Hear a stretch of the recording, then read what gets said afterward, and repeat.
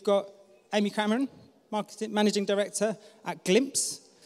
We've also got Dr. Eleftheria Lakakis from the University of Sussex, and Dr. Amy Isham as well joining us. Thank you. I'll just give you your full introductions whilst we're waiting people to sit in. So, Eleftheria's research concerns the relationship between communication, consumer culture, and politics, and has previously focused on ethical consumerism, advertising, and branding discourses for social change, as well as social media practice against consumer culture and consumerism, which is exactly why we're here, so that's really great. Her first book, Coffee Activism, analysed the politics of fair trade and ethical consumption in the global north.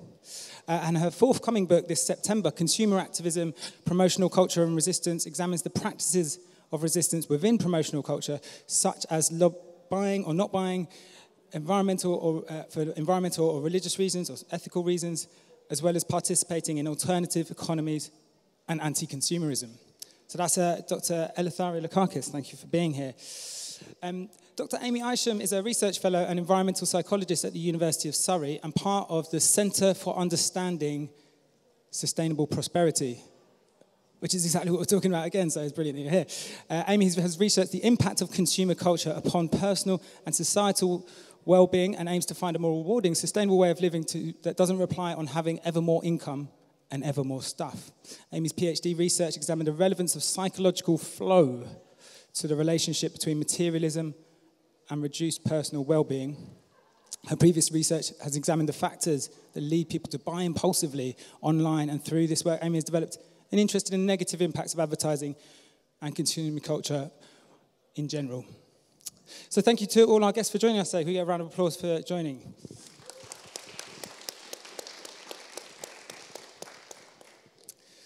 So today's conference, it's a counter-advertising conference.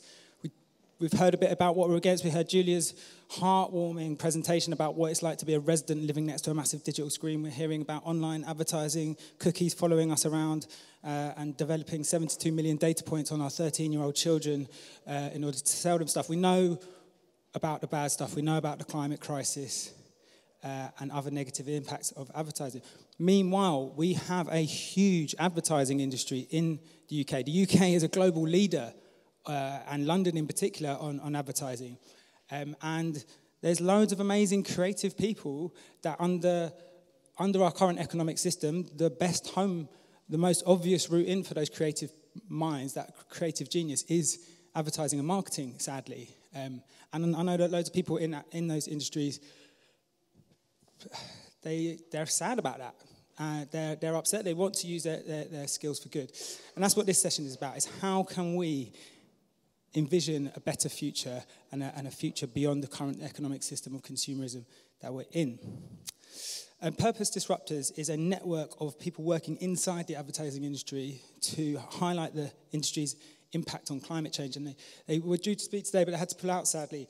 But they sent a video called Good Life 2030. So we're just going to watch that video as a way of, to begin, and then we're going to hear from our panelists on the subject.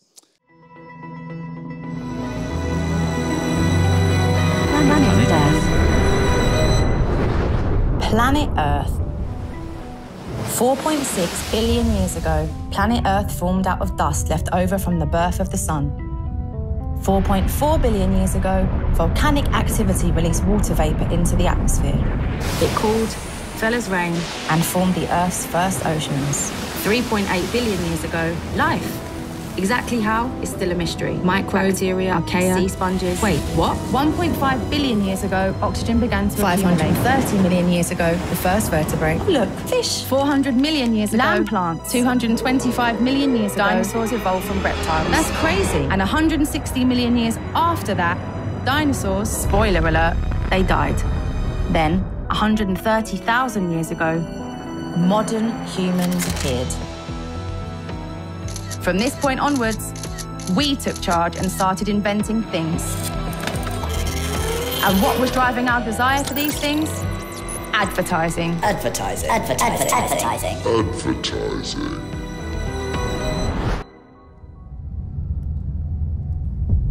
One way or another, ads have been around us for thousands of years. Ancient Egyptians used papyrus to make sales pamphlets. Political posters have been found in the ruins of Pompeii. And in 16th century Venice, modern advertising began to take shape in newspapers and magazines. But it wasn't until the Industrial Revolution that ads really took off. We found ourselves producing extreme quantities of stuff that we never knew we needed. This has fueled mass consumption, contributing to the climate crisis we find ourselves in right now. Okay, so just to recap this long-winded introduction: planet Earth, humans, advertising, consumerism, climate crisis. See the connection there? What you're about to see is not a work of fiction. Any similarities to actual persons living or dead at actual events is not purely coincidental. Thank you very much. When I think about the relationship between advertising and climate change, I feel uncomfortable. Like Ben, 71% of people working in advertising are worried about the negative impacts of the industry on the environment. When I think about advertising and climate change, I automatically think of a bit of a tension. Growing sense of disquiet and unease. At an existential crisis, almost on a weekly basis. It's a difficult one.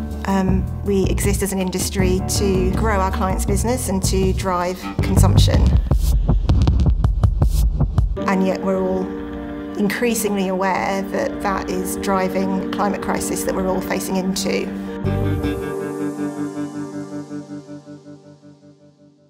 I think when I first started out in advertising, I was given a view of what success would look like, and most of those things were based around financial values or targets that had to be hit in terms of sales. And that's what people tell you is a good job. Sell stuff, sell more of it.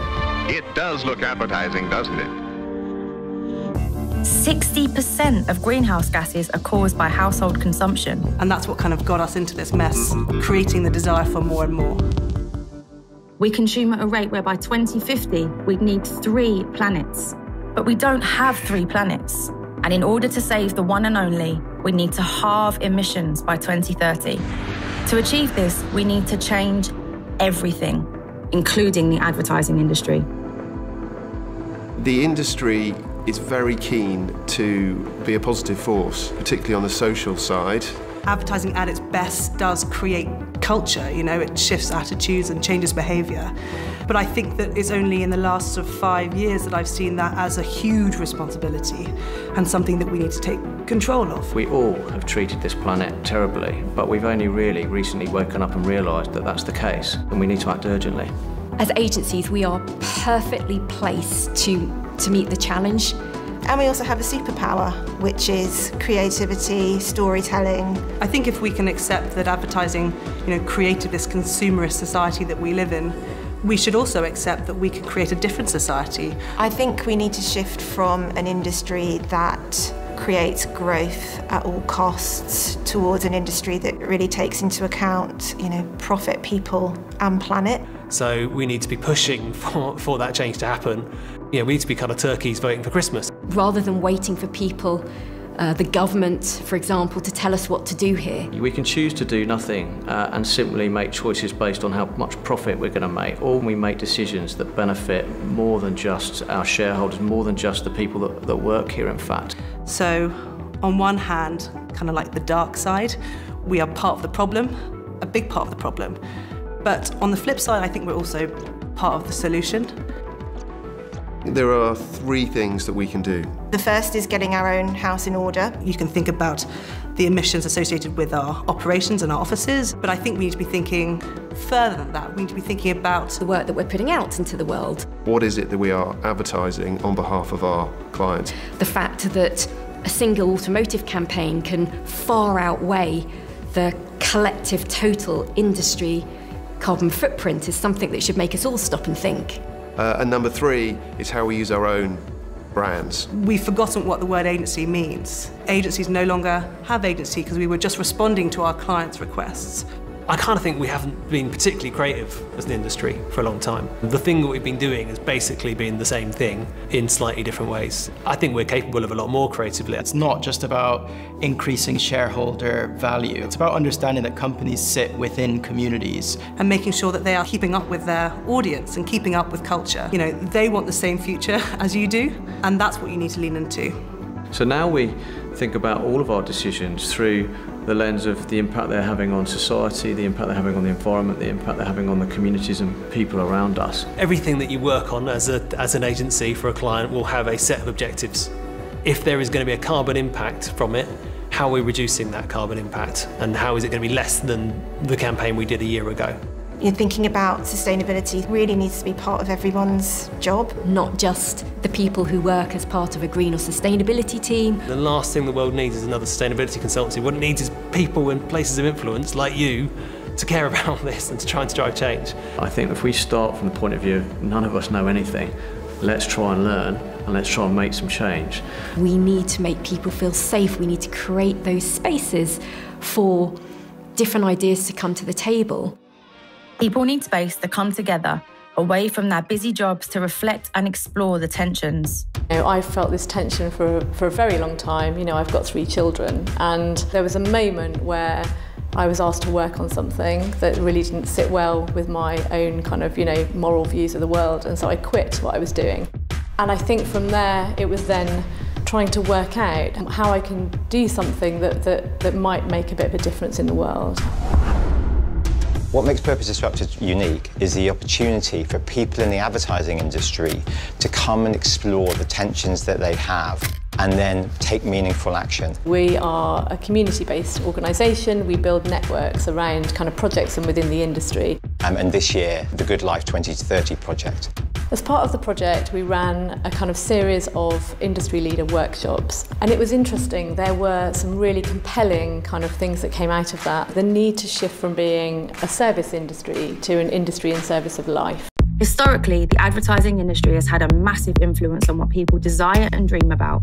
In other words, what is a good life? At the moment, it defines the good life in society as consuming more. More of it. Buying different products. Big cars and... More of it. Money, power and prestige. Products. More of it. Big cars and... Money, power and prestige.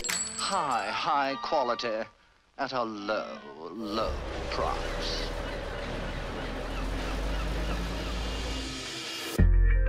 What we can do as an industry, I think, is think about how to frame the lifestyle which we will all need to adopt to make it desirable. A future where less does not feel like loss. And I think all of it starts with listening. All of it starts with not thinking about people like consumers. I think we need to shift now so that we're talking about those people as citizens and they are involved in the idea of the good life. The moment within climate communications, a lot of it is talking to the same 13% of people who are already doing the things they need to do. And so one of the things that people in advertising can do is actually to reach outside the bubble and to talk to mainstream audiences about what really matters to them. Purpose Disruptors and the Insight Climate Collective spoke to people who represent 42% of the UK public that are really concerned about the climate crisis. They asked them, what does a good life in 2030 look like? Everyone agreed they wanted balance, good health, peace, love, sense of belonging, and just appreciate what we've got around us. That's what makes you happy. My name is Jackie. Manjit Mahai. Matthew Doverstone. Charlie Rich. During the pandemic, I learnt it was important to be as true to myself as I can be. Just taking more time to make decisions. Made me realise that life's too short, so I gave up a job that I wasn't particularly happy in, and now I've got my own little baking business. Learned a lot about myself and also the family, how to communicate and respect each other. From lockdown spawned this kind of a need to interact more. I have this dream that I would have this amazing community facility that would provide sport, education. And in 2030, I'd like to see us doing more of that, spending time looking out for each other more. In 2030, I think I will be doing more to enjoy nature and the environment. Hopefully, I will have a house with a garden. I would definitely like to be able to be outside more. Whether it's gardening, whether it's a walk in the park, Where we live, it's lovely and rural, there's lots of fields, countryside, and I love still seeing pretty environment around us.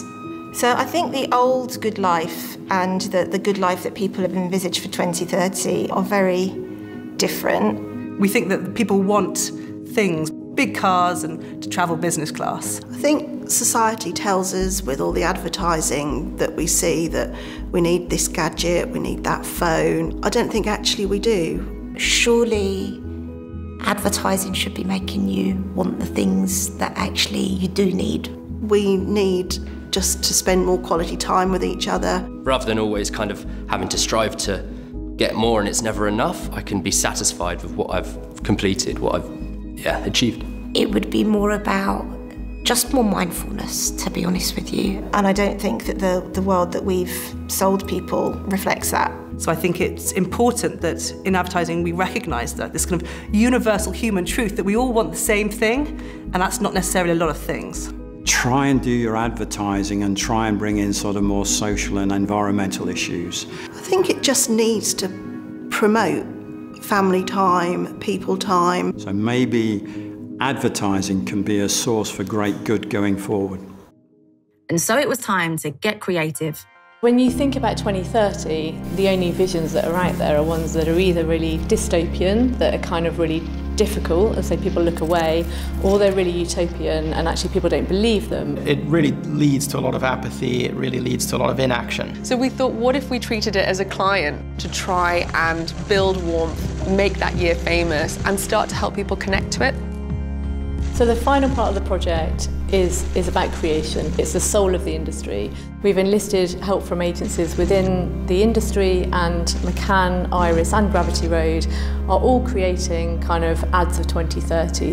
There's a quote that we say quite a lot in our industry: we're just doing advertising, we're not saving the world. And then all of a sudden this brief lands, and that's kind of is what you're doing. You don't get a brief like that every day.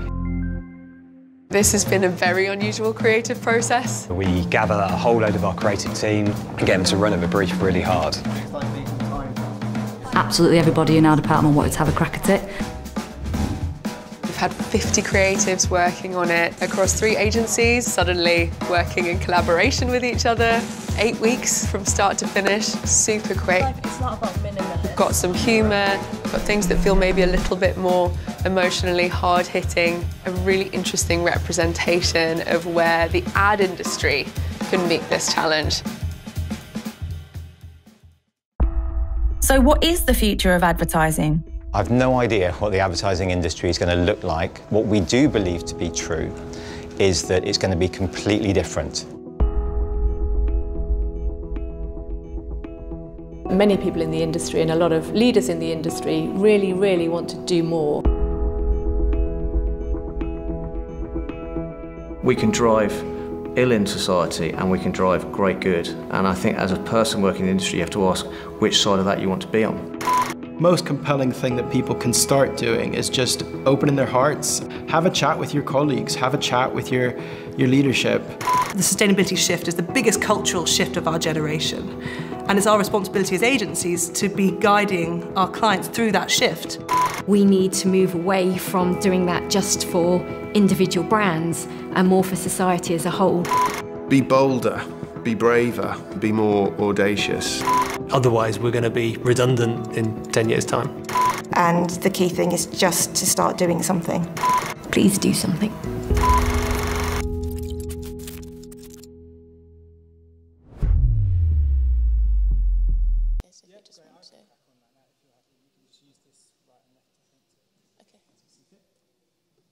Okay, hi everyone, it's really nice to be here with you today. So I'm Amy, and I currently work as a research fellow at the Centre for the Understanding of Sustainable Prosperity, or we just call ourselves CUSP. So CUSP is a multidisciplinary research centre where we're all focused on answering the key question of what can good lives look like in a world of finite ecological resources. And so we organise our work over these 5 core themes, and of these I'm based on the S1 theme because my background is in psychology. So my research looks at how does consumerism impact individuals, but also what are the alternative actions and lifestyles that individuals have available to them that would have more beneficial consequences for people and planet.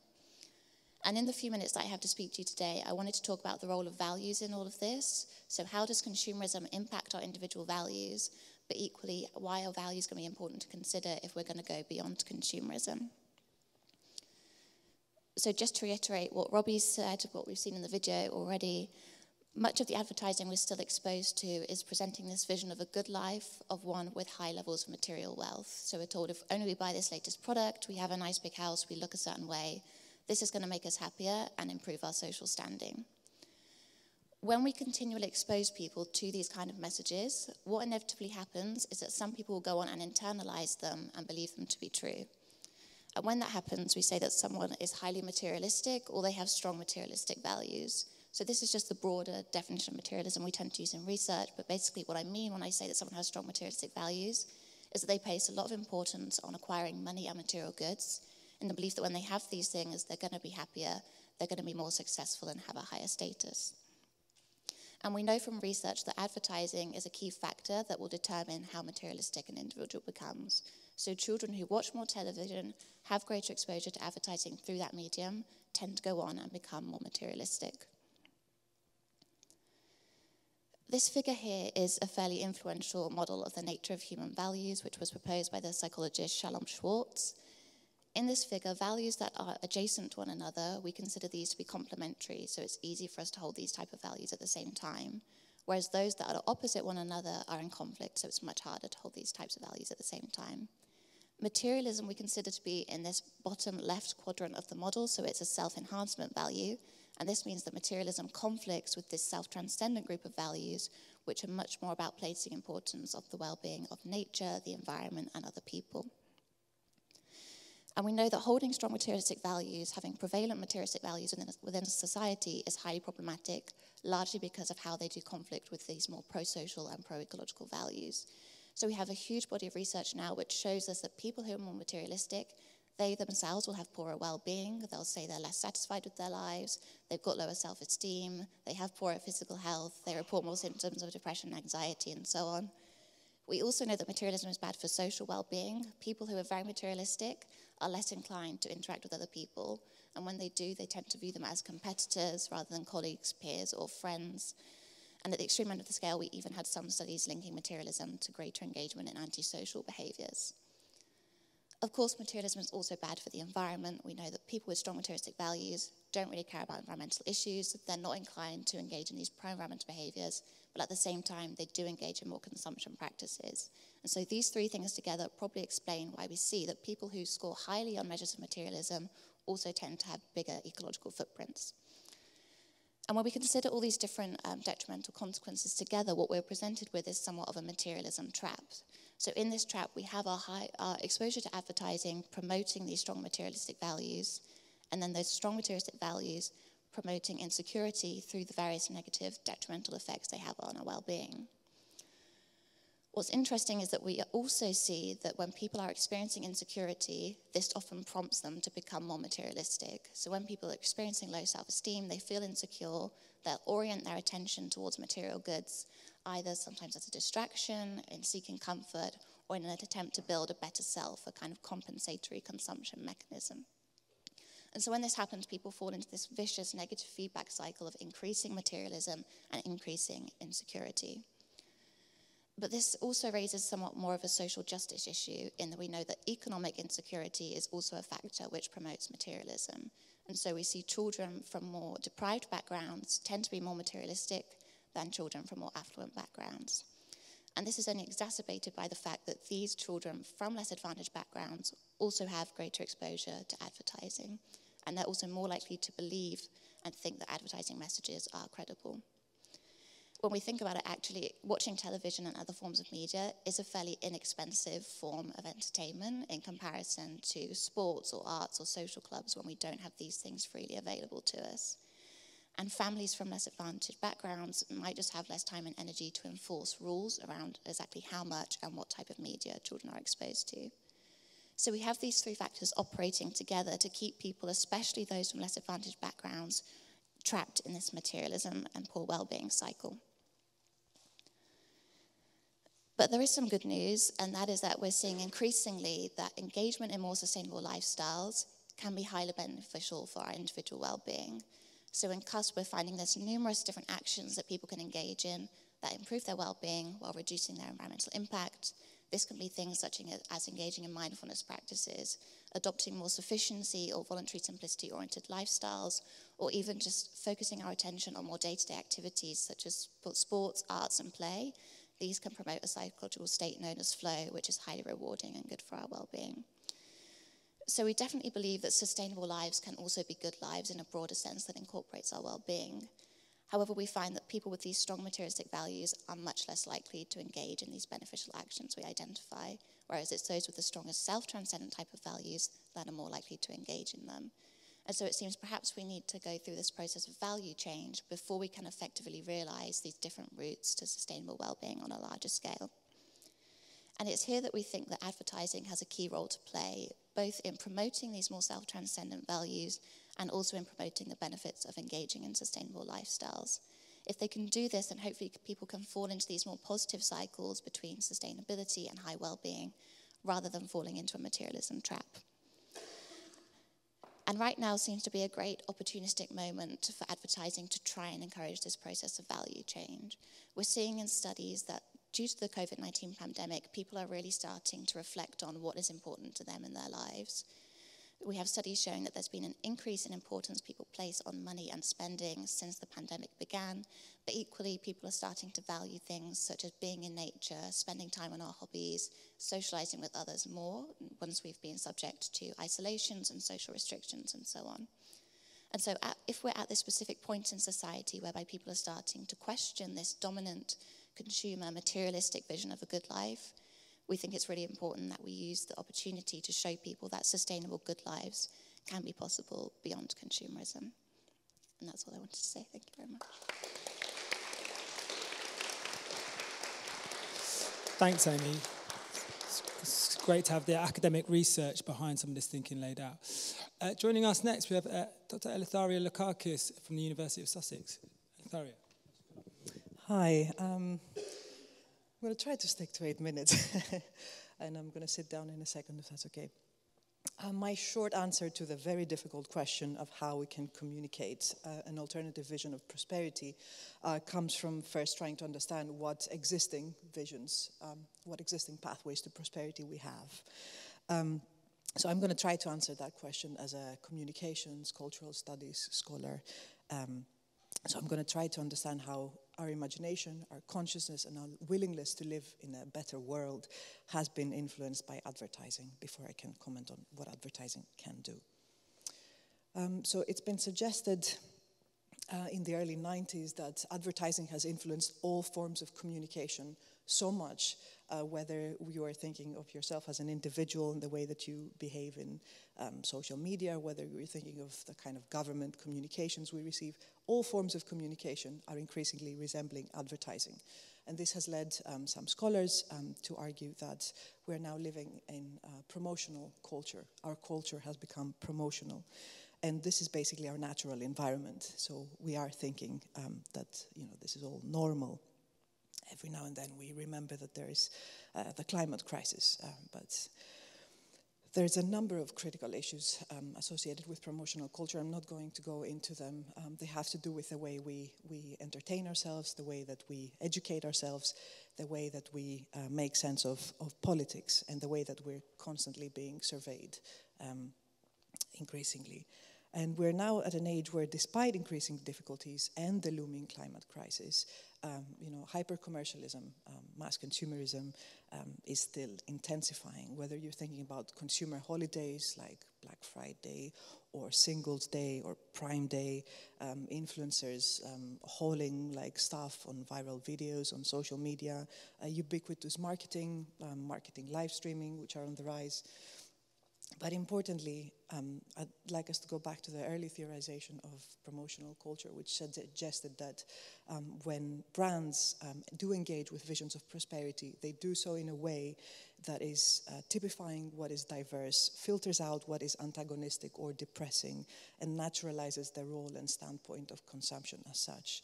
So that's a bit of an oxymoron there. And my own research, as Robbie was saying, focuses on the sort of practices that consumers engage in with resistance in mind.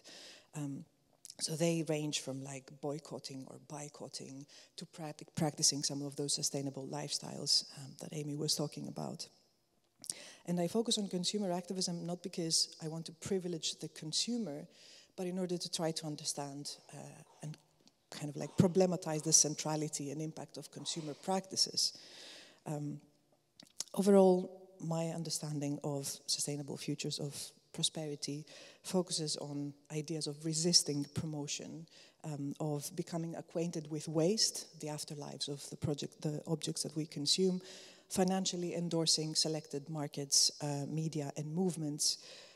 These are what I see as some alternative pathways to prosperity. But first, let me give you in mind what I think is a telling example to the pathways to social change that we're currently being offered. And this is a personal example. And a similar one might come to your mind. About 2 months ago, in advance of World Water Day, I received a promotional email from my favorite cosmetics brand. I do have a favorite cosmetic brand, and I do opt in for their promotional emails. And they reminded me that it's World Water Day, and they were offering me a free gift for every purchase of over £40. So spend £40 and get a spray can of Greek Mountain Tea face water. And there are so many examples such as this one that are going to come to you, environmental advertising, whether it's Primark, like sustainable jeans, or, there's a whole list. I'm not going to go into them. But basically, even including the latest iPhones, which are supposed to be made by recycled earth elements. 98% of the latest iPhone, I think, is supposed to be sustainable in this kind of vague understanding of what sustainable means. And obviously, this is such a contradictory state we're in. But I'd like to focus on the smartphone because I think there's no example as telling as that. Smartphones become obsolete the moment we touch them. Planned obsolescence is a grave reality that we're all familiar with. And a recent report by Deloitte Global said that in 2023, smartphone sales are expected to reach $1.85 billion per year, which is a 19% increase from 2018. So in 5 years, 20% more smartphones. That's ridiculous, but e-waste is something that we don't hear a lot about.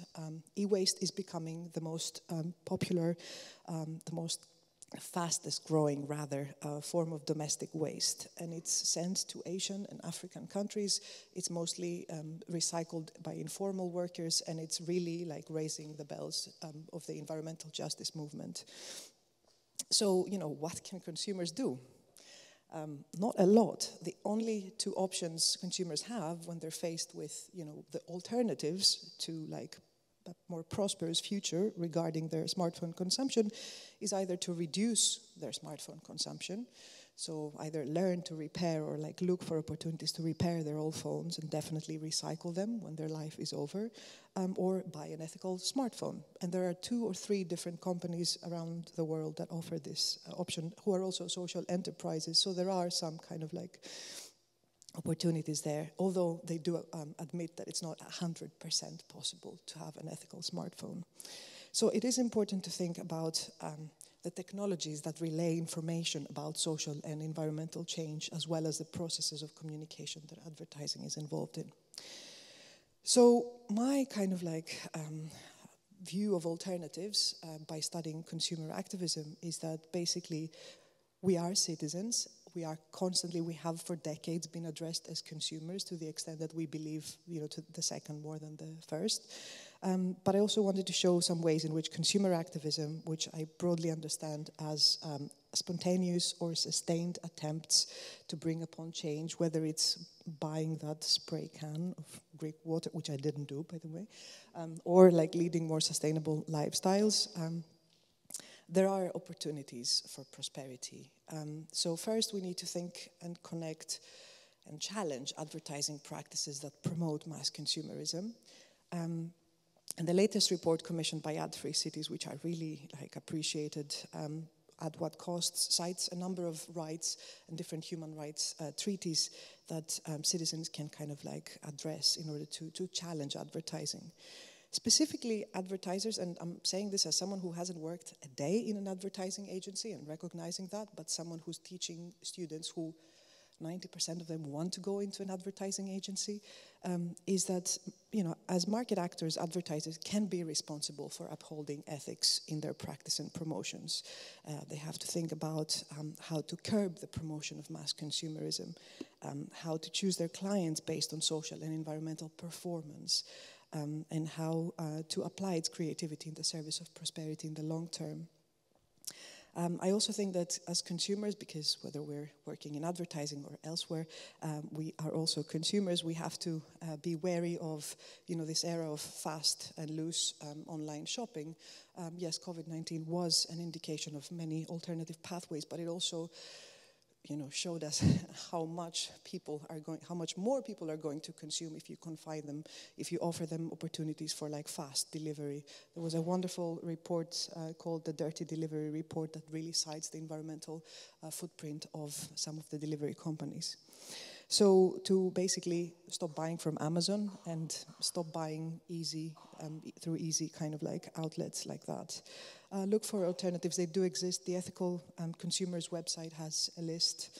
And finally, importantly, consider funding movements that are important to us, that matter to us. And this is how our kind of consumer practices can be put to work of prosperity.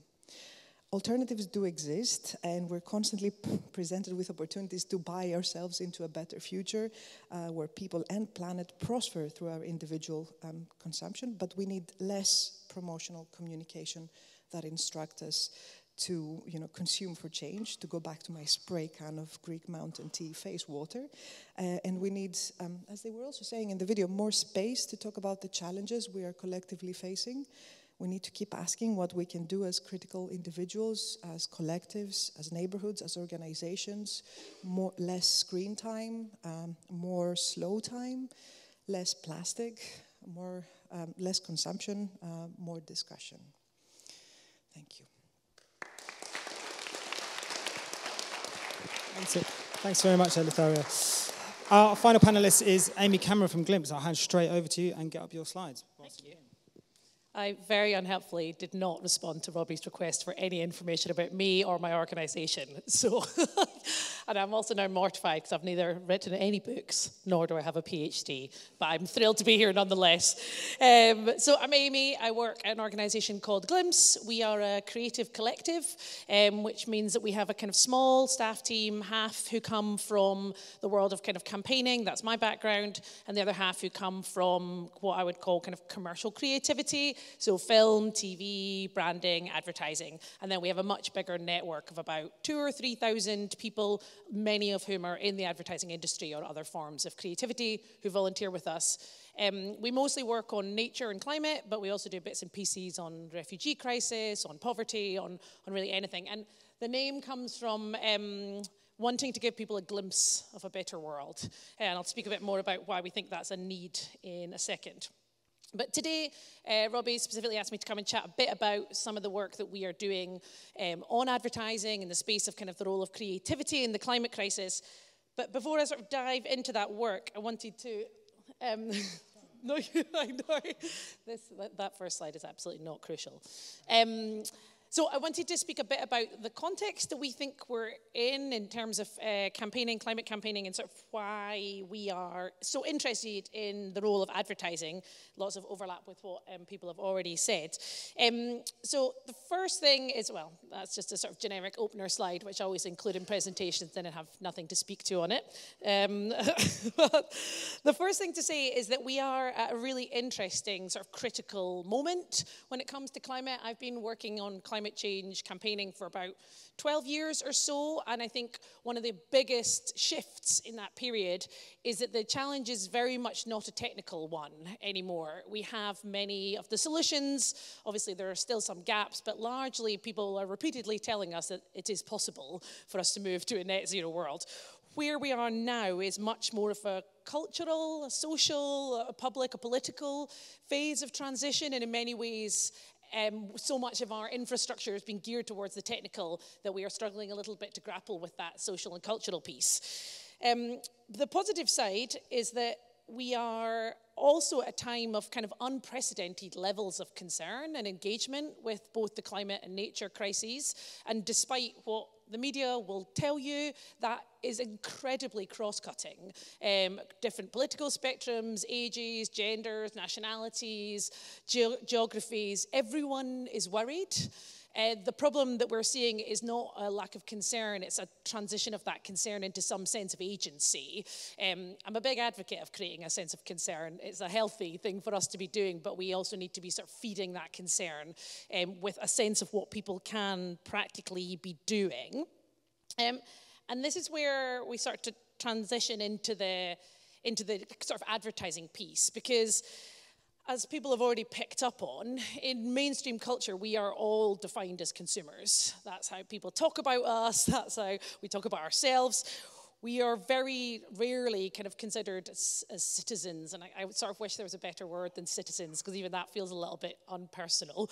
Anyway, that's another conversation for another time. I think one of the things that we see, which is kind of alarming, is that people have a huge amount of allegiance towards sports teams, towards brands as part of their sense of identity. Very, very few people identify as nature advocates or climate campaigners. It's an increasing number, but it's still obviously hugely dwarfed by people who would identify as, well, certainly sports team fans, but also people who like just absolutely love Nike or love iPhones. Like that, we're still dwarfed by them, and there's a huge role for advertising in that. That's what's kind of driven that sense of emotional connection, because NGOs, I think, and I come from an NGO background, we really struggle with that. I think we struggle with that kind of pop culture influence. And arguably, I think we've moved away from it a lot as campaigners. Some of the early environmental campaigning really started from where people were at. You know, it started with issues that were emotionally resonant for people.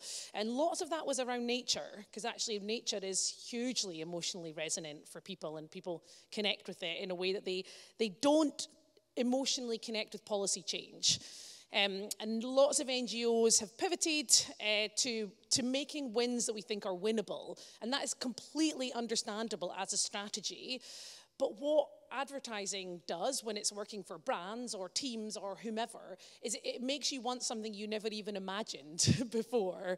It builds a world and kind of invites you to join them in it.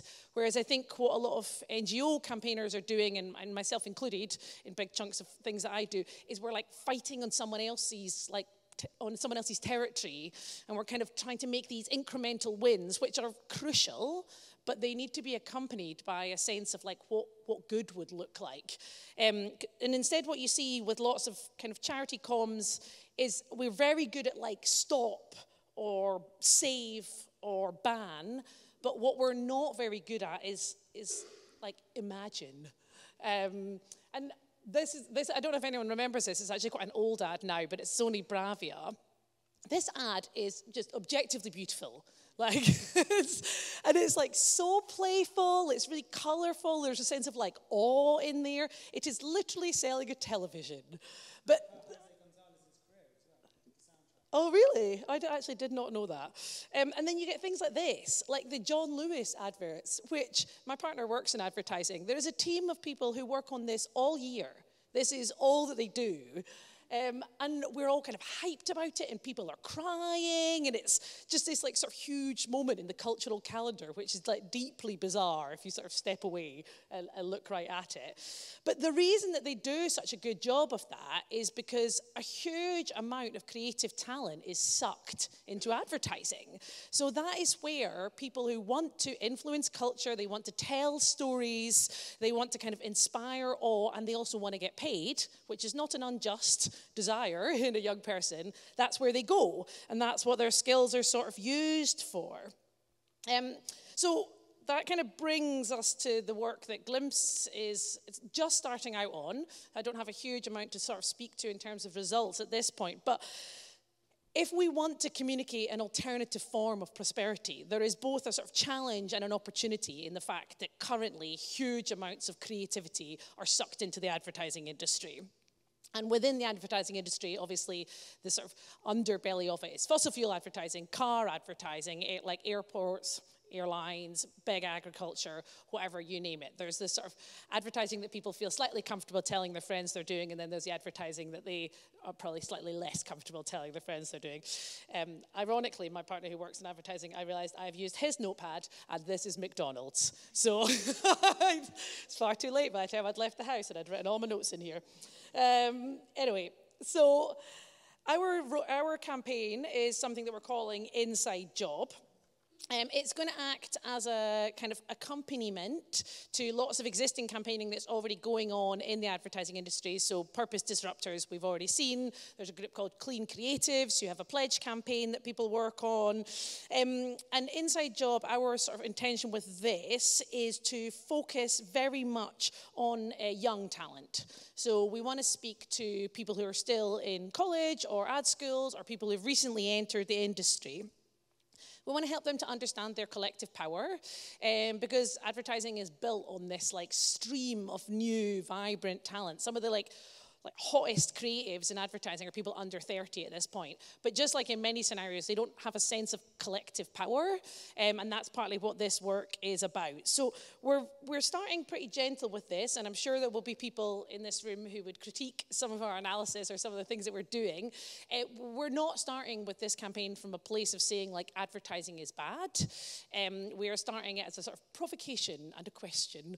And we definitely are not saying that creativity is bad. I think that's really crucial. We want to kind of recognize and celebrate the fact that young people want to use their skills as storytellers and makers and thinkers to influence the culture around them. We just want to encourage them to think sort of differently about how they might do that. So this is the sort of get who to buy of the work. We're trying to get young people who are just starting in the industry, who want to make exciting culture-changing work that goes out into the real world, to divest their skills away from high-carbon advertising. And in accompaniment to campaigns that are more around sort of signing pledges or kind of committing to things, we want to do that through the provision of opportunities to make interesting work. So we're going to be running a series of briefs, creative briefs with young people that are both about kind of highlighting the problem, but also increasingly, as we evolve the conversation with them as a collective, into how their skills could genuinely be deployed for good. I think the boundaries of that conversation are very hard to set, and I don't think it's my place to set them. So right now we're sort of starting out. It's a 2-year campaign. We'll have 6 creative campaigns as we run along it. And yeah, it's a bit of an experiment, but I think just the key thing is that we recognize that creativity is a force for good. Young people have every right to want to work in that space, be paid decently for that work, and to play their hand as creatives, as thinkers, as storytellers. And we want to kind of create a safe space, I guess, for them to start to think about the problematic nature that some of their skills are being used, and ways in which they might be able to do that differently. So I think that's it.